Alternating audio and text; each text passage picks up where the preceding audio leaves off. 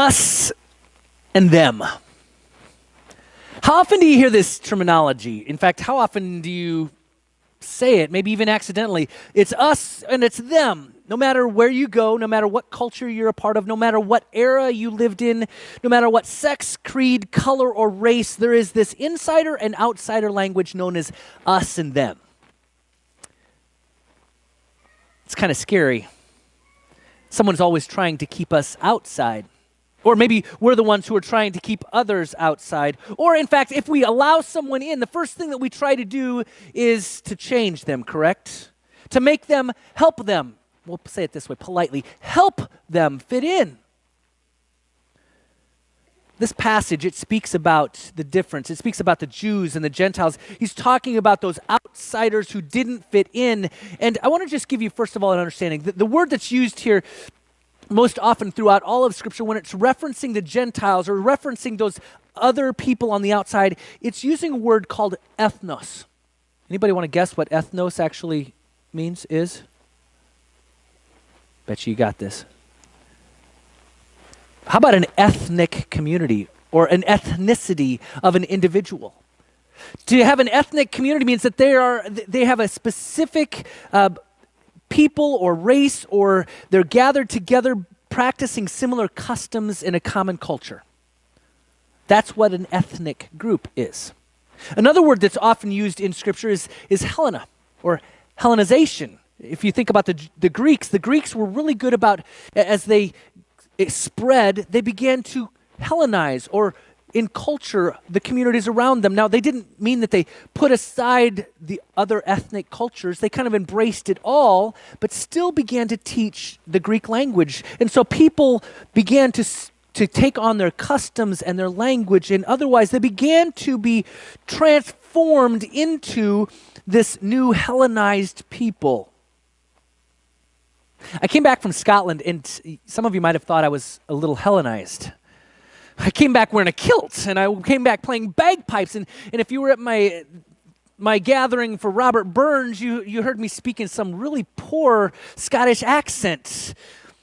Somewhere along the way, we see the cultural differences that abound around us, but we might not always appreciate them.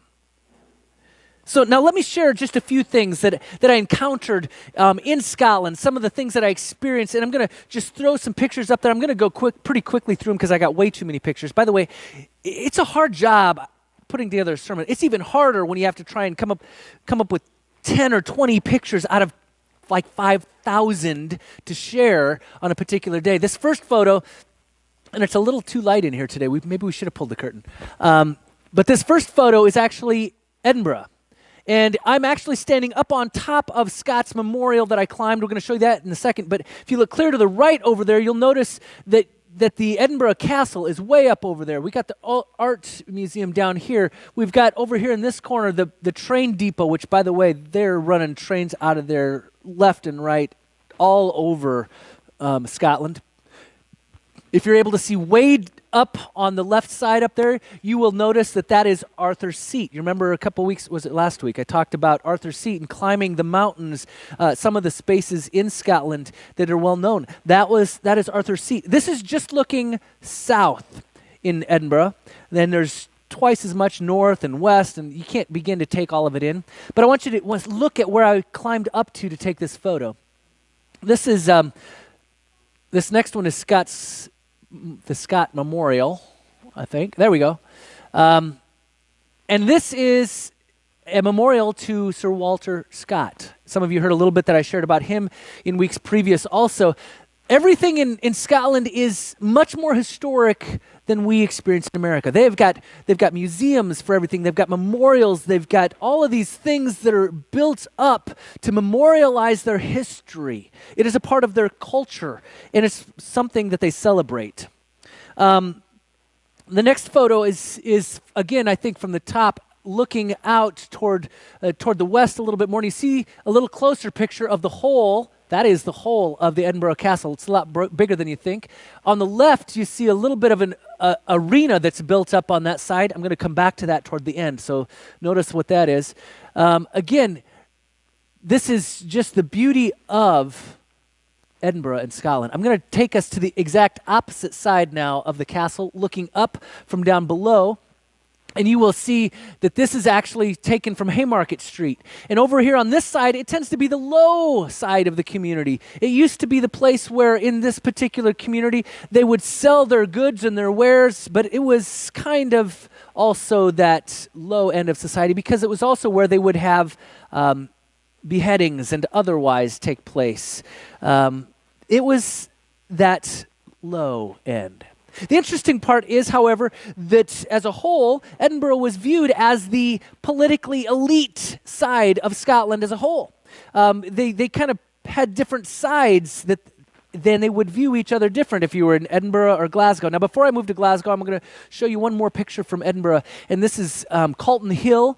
And looking out again, you can see a little bit of the castle clear out there again in the east. You've got the cathedrals and other space. This is a memorial here to Stuart. But right behind here is where I stayed for a week. So I was able to actually climb up and over this Calton Hill every day before I headed up toward the other side where, again, I'll get to it later, the cultural part where I attended the military tattoo and attended the Fringe cultural event, which they had thousands of different plays, musicals, dance, comedians, you name it, going on during the month of August. If you want to go to Scotland and experience culture, go to Edinburgh in August. But make sure you make reservations at least 6 months in advance because that's the kind of culture they've got in August. If we jump to the other side of Scotland, you will come to Glasgow. This is Glasgow, St. George's Square. And again, because of the history and hundreds of years of history, Glasgow was looked at as kind of the lower level of society, the alcoholics and so forth. Now, you wouldn't notice that today because they've got just as much culture and community. They might view themselves as a little more relaxed and more real than the east side of things with Edinburgh.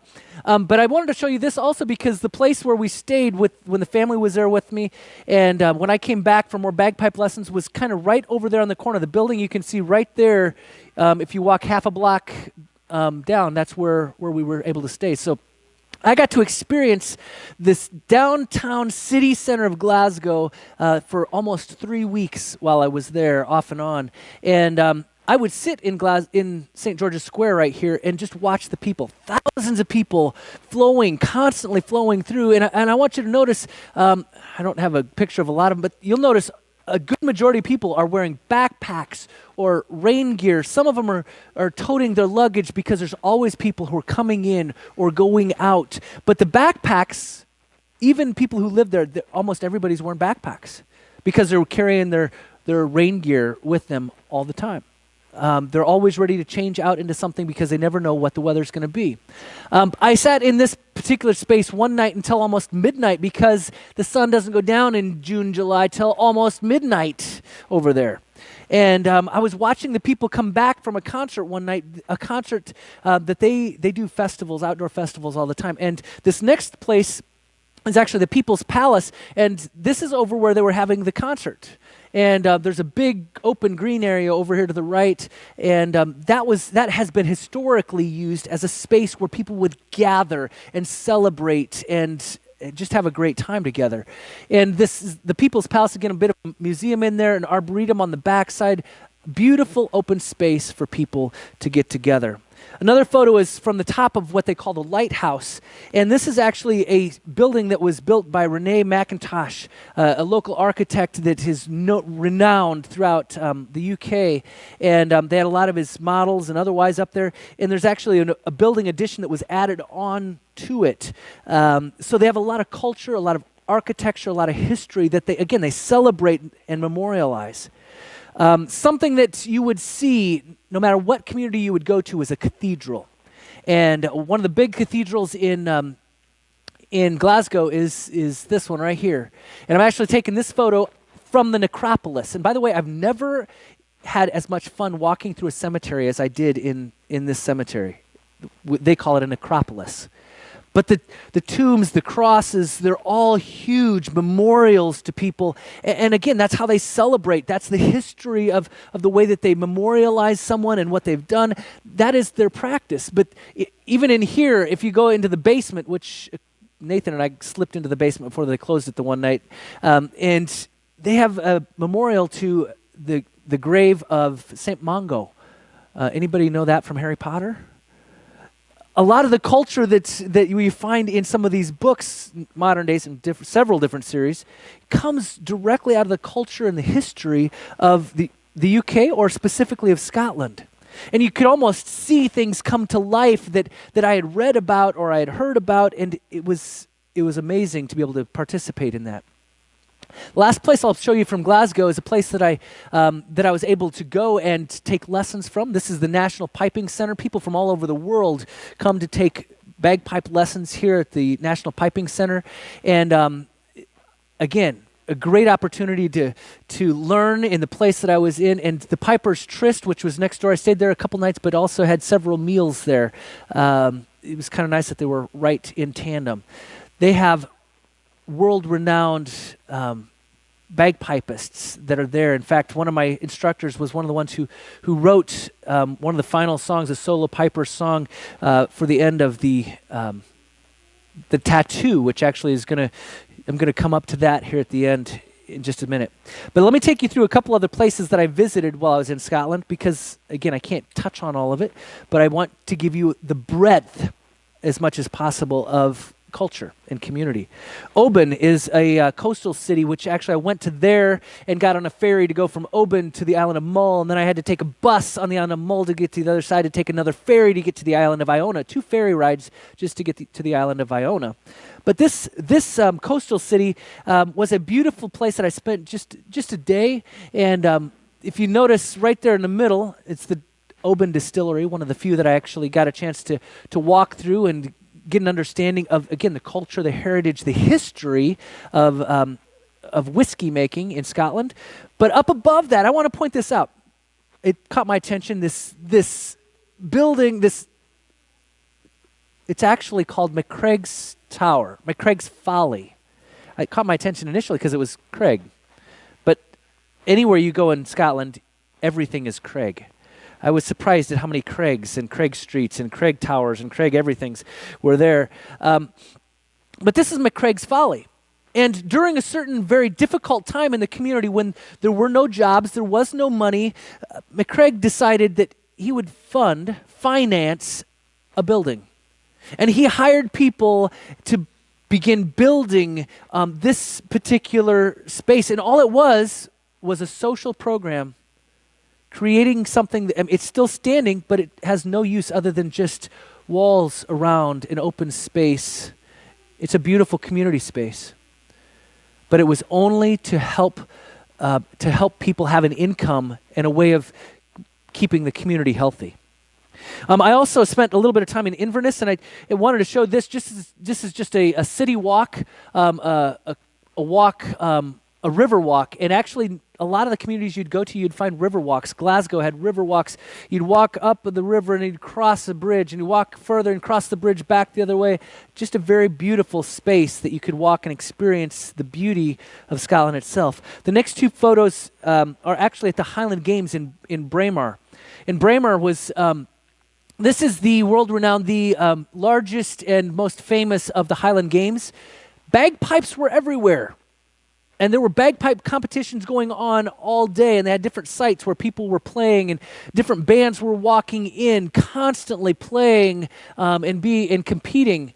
In fact, I got so used to hearing the bagpipes, I think I still hear them in my ears once in a while.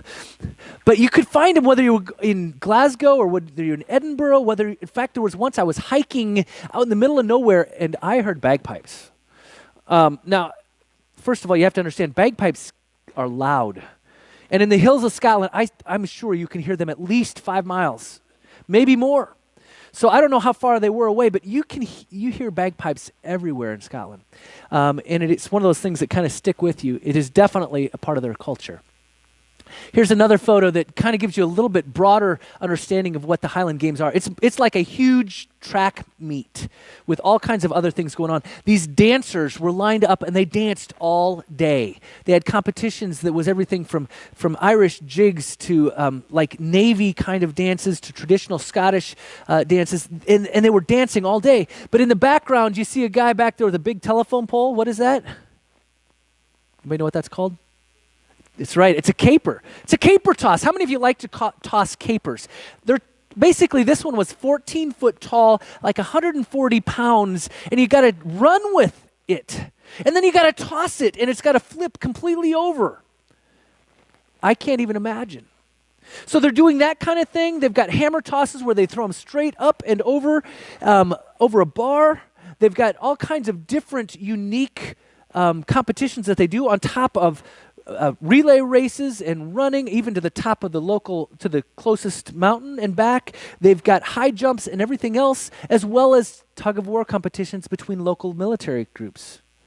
This is something that they celebrate every year. And in fact, the most renowned guest is the one that was actually from me to Mike right here away, the Queen. The Queen comes to this Highland Game every year. She drives right by everybody, and then she actually had a place that that they had set up for her and sat just a little farther down, but this was the closest I got, so I figured I'd show the close one. Something else that was amazing when it came to culture. When I heard about a military tattoo, I thought, and I heard somebody tell me, you need to go to the military tattoo while you're there. I'm like, am I supposed to come back with that tattoo? In fact, I did debate coming back with a tattoo, or something, but I didn't know what a military tattoo was. And really, it's like a parade on the Edinburgh Castle grounds that they do every year. And again, they do it during the month of August, and people, I can't imagine. It's got to be close to 1 million people that come into this. It's absolutely fabulous. And this year was a celebration of worldwide military bands. And so they had people there from all over, and it was some of the best music I'd heard, some of the best marching, and it's right in front of the castle. So they actually project a fabulous light show, so it's sound and light and dancing and everything else.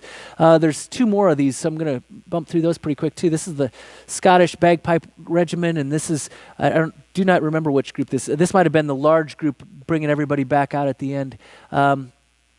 This stadium, once they get it set up, and they set it up every year right there on the castle grounds, and again, some days they were having 2 shows a day, and they end with fireworks that are absolutely spectacular. I can't tell you how many thousand people it fits in that space every night. It took them almost an hour and a half just to get people in for the show. There's that many people walking up to the castle grounds for that. Let me take you to another place that was a celebration that they had out in the evenings. This is the Pitlochry Enchanted Forest. They sound and light show again. The next one is of water, and they'd spray, and music went with it, and it was a fundraiser for a local charitable event. All of this was something that I encountered that was different. All of this was not something I could experience here in the U.S. And I didn't even touch on the fish and chips, which were the staple everyday lunch meal. Or I didn't really touch on the fact that haggis and black pudding is the most common breakfast meal, along with baked beans for breakfast. Nor did I touch on the fact that if you go to the store, you can find frozen haggis, haggis patties, you can find canned haggis, fresh haggis, you can find haggis helper in a box. I mean, that's something cultural that you're not going to find in the U.S. What? Oh, you brought the haggis helper? Okay, you can have haggis after church today. The neat thing about this is it's all unique, and it makes them different than us. And when I think about the them and us concept that we just addressed in Scripture, that Peter had to address in this particular passage, we kind of get the concept that in this passage, some individuals are trying to say we need to make them like us. If they're going to be Christian, or actually at that time, if they're going to be Jews like us that believe in Jesus as the Messiah, then they have to change and they have to follow our rules. They have to take on our medical practices and take on our physical practices. They need to understand our moral and our communal codes. They've got to become like us. That's what they started saying. And then Peter disagreed. Peter, after they counseled together with the leaders, he stood up in front of them and he says, let me remind you, this one phrase. He says, God, who knows the heart, bore witness to them by giving them the Holy Spirit, just as he did to us. Hear the them and us language going on here. And he, again referring to God, and he made no distinction between us and them. This us and them language is our problem. Because according to this, it says that God made no distinction between us and them. I mentioned that John and I met with Hichan on Friday. Something that I didn't know about Hichan. He's our district superintendent.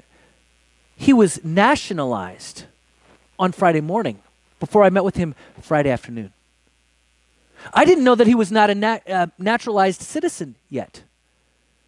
And yet, on that particular day, as he's sharing with us, he said that the judge who met with himself and 20-some other to make them naturalized citizens, he said that the judge sat down with them and spoke to them directly, face to face. He says, each of you bring with you uniqueness, heritage that is valuable. He encouraged whoever the judge was, encouraged them to retain their culture, their language, their heritage, to teach their children, saying that allow your diversity to make our nation a greater place. Basically saying our diversity is what adds value to all of us without talking about them. See, it's not about making everyone like us. It's not about keeping everyone out or preventing them from being one with us. It's about seeing the beauty of each person. It's about seeing God in each other. It's about seeing no difference and demanding no change. It's about loving our neighbor just as they are and even appreciating their uniqueness. That's what this means when it says to love your neighbor. That's what Peter meant when he said there's no difference. God didn't make any distinction just because they're different or they practice different or they hold to different codes. There's no distinction between us and them. I might have came back wearing a kilt and playing bagpipes, speaking with a horrible brogue. It doesn't mean that there's now a barrier. And in fact, anyone who has a very different culture, I wouldn't want them to change for me. What I'd want is I would want to learn from them. I would want to embrace and understand their culture and what it is that makes them unique. Because I believe God has made each one of us unique for a purpose. That we might love each other just as we are.